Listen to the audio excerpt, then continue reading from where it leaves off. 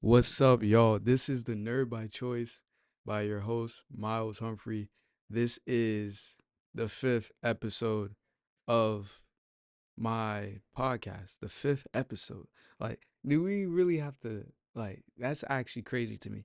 I already have done five episodes, and this is a cool journey that I'm taking. But today, since I talked about the Sopranos, we're going to talk about my top 10 favorite movies of all time. The first movie is Prisoners. And Prisoners is my favorite movie of all time because when I first watched that movie, first time ever watching it, I heard all the good critics, good ratings, the good rave about it. And I was like, let me watch it. And the way Dino Nof, the Canadian director that did Dune movies, I think more people know him for the Dune movies. The way he did the Prisoner movie with Hugh Jackman and Jake Gyllenhaal. Those are I'm gonna name those as really the main characters. He directed it so well that every time I thought it was gonna go one way, it went the other way. When I thought it was gonna be that creepy guy with the kids' clothes and the snakes, I was like, oh, they got him. And then boom, he switched it up. When I thought it was Paul Danino's character who was like a little creepy and lived with his grandma. Oh, I thought they got him. But then towards the end, you realize it was Paul Danino's character's grandma the whole entire time. And the craziest part about that movie, it foreshadowed that in a scene that I will appear on the screen, which is crazy to me. The scene basically was when Jake Gyllenhaal, the detective character, went to the grandma's house to try to search out some things. The car truck basically rolled and stopped right where her character was like kind of standing, and that was a foreshadow because towards the end of the movie, you figure out that the grandma was the crazy one. She was the ones that kidnapped Hugh Jackman and uh Terrence Howard's daughters. And I was like, yo, that's crazy how he foreshadowed that. And I just overlooked it on the first watch. But on the second watch, I was like, wow, that's such a great foreshadowing. Foreshadowing is basically pre like a predestined, I wouldn't say predestined, but a precursor of something that's gonna happen later in the movie. That's a better way of saying it. Precursor. Then the second movie of my favorite of all time list, of my top 10 favorite of all time list, Interstellar. Now, Interstellar, I watched that, I think, last summer, and it was late night. I watched it at 12 at night. So you would think I was going to fall asleep on the movie because it is about like a 2 to 3 hour movie. And the fact that I stayed up and was engaged throughout the whole movie was amazing. The score by Hans Zimmerman, Cornfields Chase. Wow, what a score! What a score! Paul, no, it's not Paul. Matthew McConaughey, his performance, one of the best. And I love the futuristicness of that movie. I think that gets overshadowed because of the story of it and Matthew McConaughey and his daughter relationship in that movie. Matthew McConaughey character and his daughter's relationship in that movie. But like the futuristic of how that the robots he had on his farm. Also Timothy Chalamet was in the movie. Like that was crazy. Anne Hathaway's performance was really good. The stuff that was happening when they got in the black hole and then out of it, and then that big wave was crazy. And then that sequence where they were like the ship was spinning around, and like Matthew McConaughey character was determined to get to that ship and connect, and then he kind of got out of the ship, and then went through this parallel, and he was guiding his daughter to lead him back to Earth was just mind blowing. And then out of that, they get on this other planet where they inhabit the humans. Like that movie, Christopher Nolan did his thing. He did his thing. 10 out of 10.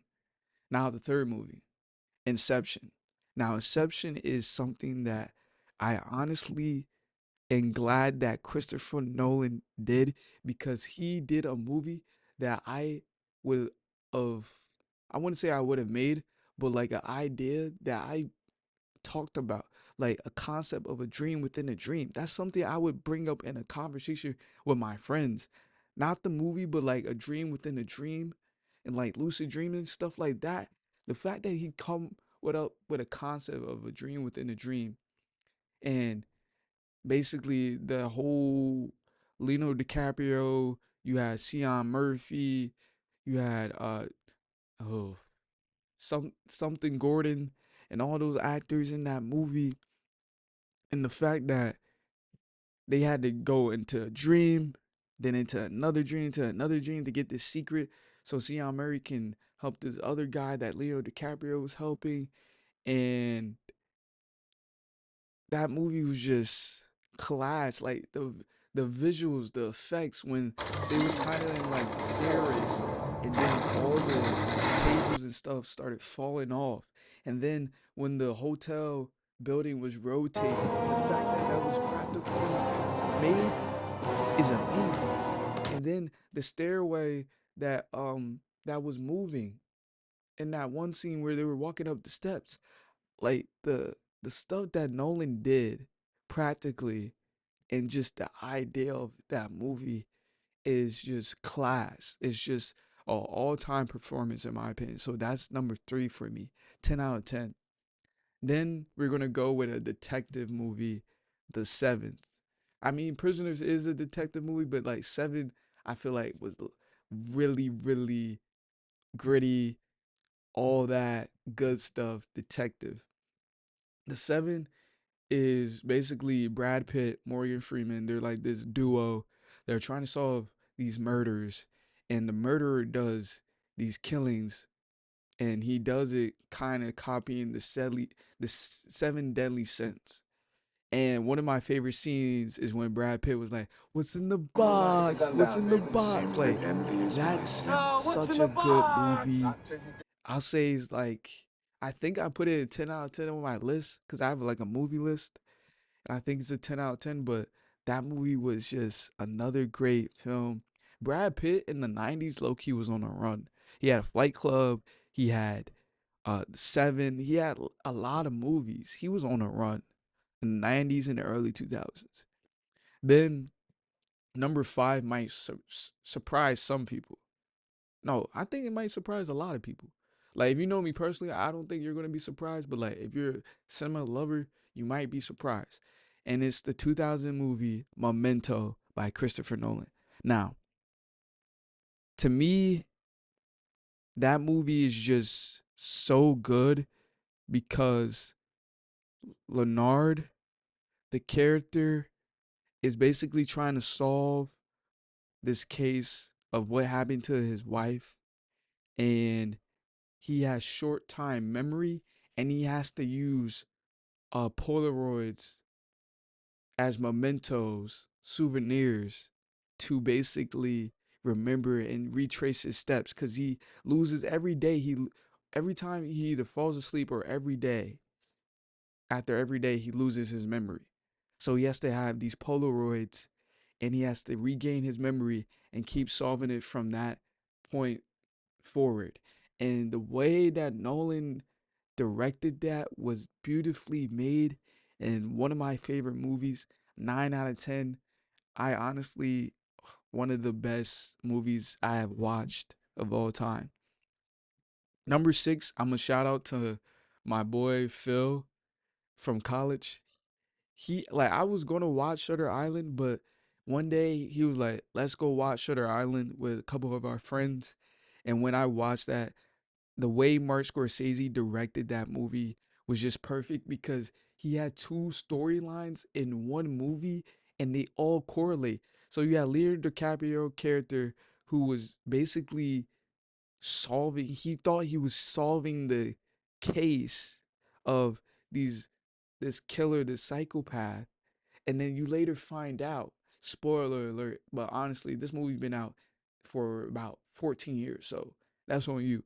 But you find out that his character is the one that is the psychopath. Like, do you not realize? Like, it's hard. It's not hard to explain, but is I want you to watch it to grasp how you get confused that you think he's the one that's the head detective. He's leading a case.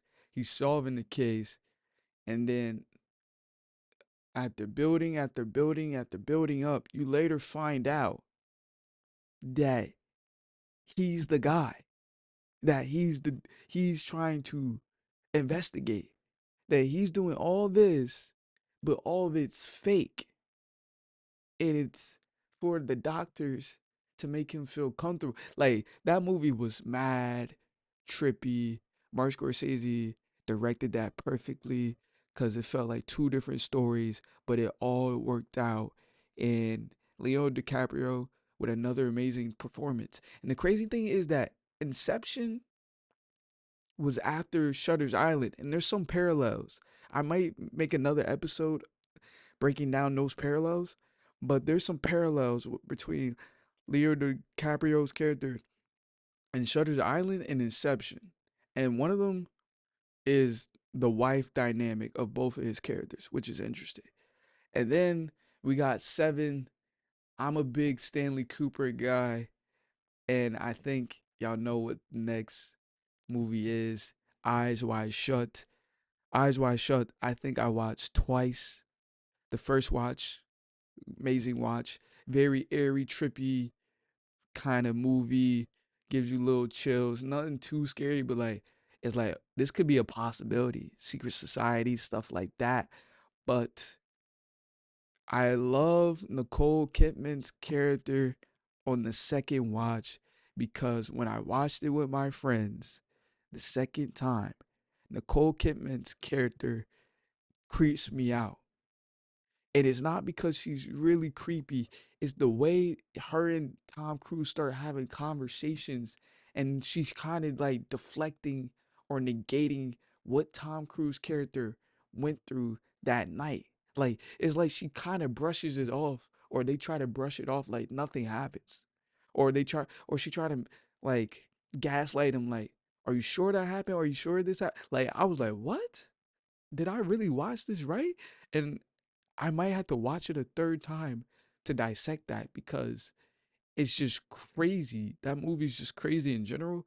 But that like dialect between Tom Cruise and Nicole Kidman's character just gets me every time. Like it gets me on the second watch a lot because I'm like, did they really did that? Did they like? I was so confused because of the way they were, like the dialogue between them. But then at number 8 is a 2001 movie with Jake Gyllenhaal as the main character, Donnie Darko.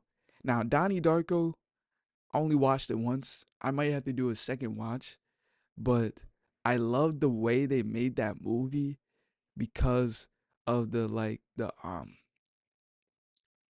parallel universe type spill in that movie with the bunny. I ain't gonna really spoil like the biggest like I won't even say plot twist or the plot of it, but the dynamic of that bunny and him, and then the ending of the movie comes makes it come full circle of what happens in the movie, and like Donnie Darko was another great 10 out of 10 movie. Number 9 is a recent movie I watched with Timothy Chalamet as the main character. He was Ken Henry and the King, and that movie was really good. It showed a lot of depth of Timothy Chalamet's Timothy Chalamet's acting. He had emotion. He was sad. He was angry. He was a leader. He was happy. He was at peace. There was so much dynamic in that acting he did for the king. It was amazing. One of my favorite monologues that he had was that "You Are England" like speech before they fought France. Amazing speech. And then the last movie I'm gonna end off with this episode is Spencer. It's a Princess Diana psychological thriller, in my opinion. and it has Kristen Stewart, the girl. If you watch Twilight Belle, but I feel like Spencer showed her acting skills a lot, and the fact that it was a psychological thriller for Princess Diana, it gave me a more understanding of what she went through as as the princess, and I'm like, wow. Like I was in kind of in like chills watching that because it's like we got some biopics, we got some shows about Princess Diana, but a psychological gives you a whole nother perspective of what she felt. And that was just amazing movie. This was kind of like a short episode, but I just wanted to talk about my top 10 favorite movies and express my opinions or like my insight on them. And this is the fifth episode. The next episode should be fun. Y'all should stay in tune. This is Miles, your boy, and this is Nerd by Choice. And y'all, I hope y'all enjoyed this episode of my top 10 favorite movies of all time. And peace.